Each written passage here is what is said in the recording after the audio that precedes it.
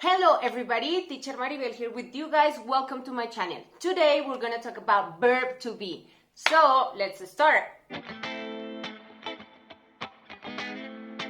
So today we're going to talk about verb to be. So verb to be is the most famous verb in English, of course, and it is because we use it all the time. I'm sure that you also use it all the time in your own language. And today we're going to see two things about verb to be. First thing, it is an irregular verb. And second, we use it all the time. I already said that. Okay, doesn't matter. So, first part, verb to be is an irregular verb. What does this mean? This means that this verb changes when we conjugate it with the different pronouns. For example, I am, you are, he, she, it is, we are, you are, and they are. And we have it over here in its negative form. We can have it without a contraction and with a contraction. So let's see. I am not, you are not, he, she, it is not, we are not, you are not, they are not. And now with the contractions. I'm not, you're not, he's not, she's not, it's not. We're not, you're not, they're not. And now with the second type of contraction, I doesn't have, you aren't, he isn't, she isn't, it isn't, we aren't, you aren't, and they aren't. Okay, but I know that you guys have seen that many times. It was just practice. So what the heck is that, and how can we understand it in a better way? First, we have to understand how the different pronouns interact in a conversation. And basically, pronouns represent people.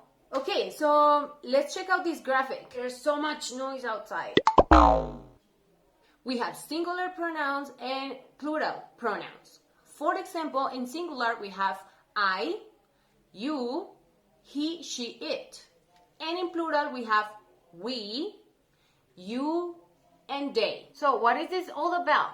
First person, second person, third person, singular, plural. What the heck is this? So we have to take into account that in a conversation, there is one part that is giving the message, a second part that is receiving the message, and a third part that is outside the conversation, that is not being part of the conversation, and that part is the part that we are talking about, that is the third person. So in the conversation, the first person, in this case, me, I, Maribel Rojas, I am the person that is giving the message. So that's why I am I, the first person.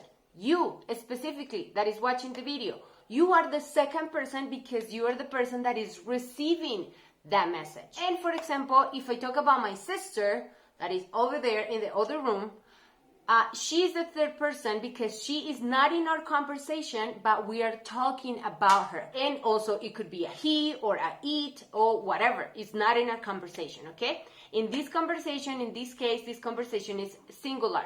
So I, the person that is talking, is just only one. That's why it's singular. You, the person that is watching, maybe you're alone in your house. So you are you in singular, okay? And my sister is one, so that's why she is singular. But we also can have the same people, but in plural. For example, if there were another teacher with me in this moment, right? It wouldn't be anymore I, it would be we, because it's us, the two teachers, talking. So the first person is not singular anymore, it's plural, so that's why it's we. If you're watching the video with somebody else, which I advise you to do, so you help me share this video with many other people, then you guys are plural because it's not only you, but it's you. The thing in English is that plural for the second person is also you. If we keep that in mind, we'll get rid of one of our problems in English, okay? So you guys, that's plural, so you. But if we're talking about my sisters, I have 3 beautiful sisters. If we talk about them, they are plural, they're not singular anymore. That's why we use they, okay? And they could be for feminine, my sisters, or it could be for my brothers. I don't have brothers, it's just for the example. Or they for masculine, okay? So if we actually understand that if we have that clear in our minds, it will be so much easier to understand verb to be and to be able to use it correctly in a conversation. So the second thing that we're going to say about verb to be is that we use it all the time. That's why it's so important that we learn to use it correctly. And for this explanation, I will take some information from the Cambridge Dictionary. It's really cool. I'll leave you the website over here and also down here so you can look it up. And these are the most common uses of the verb to be in English. So keep in mind that we're only going to use examples in affirmative. You're more than welcome to practice sentences in your home with negative statements. So the first use of the verb to be is when we use it to talk about qualities. For example, she is beautiful, or he is my father. Those are permanent or temporary qualities that describe a person or something. The second use is for nationalities or group identity. For example, when I say, I am Colombian, she is Italian, he is Japanese.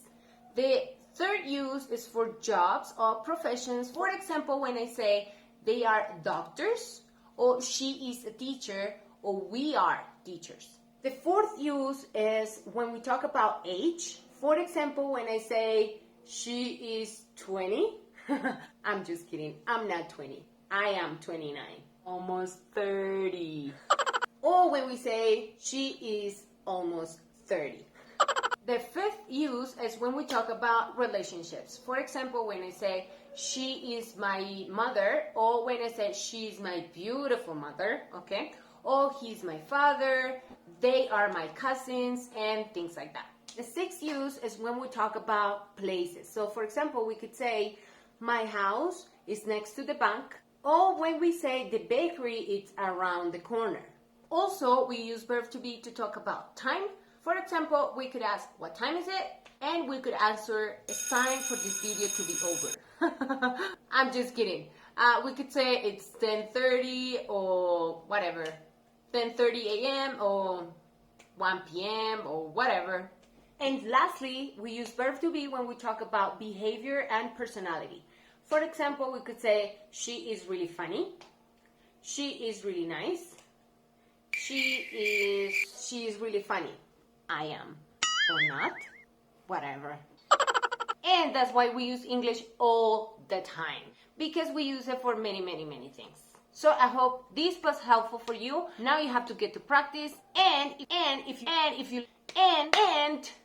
if you like this video and you want more content related to learning English, please subscribe to my channel over here. Please click in the notifications button. And please share with everybody that you think could be interested in this topic. Also, if there is any grammar topic that you would like to see in this channel, you could leave it down here for me in the comments. And thank you very much for watching. Keep up with English, and I'll see you in the next time.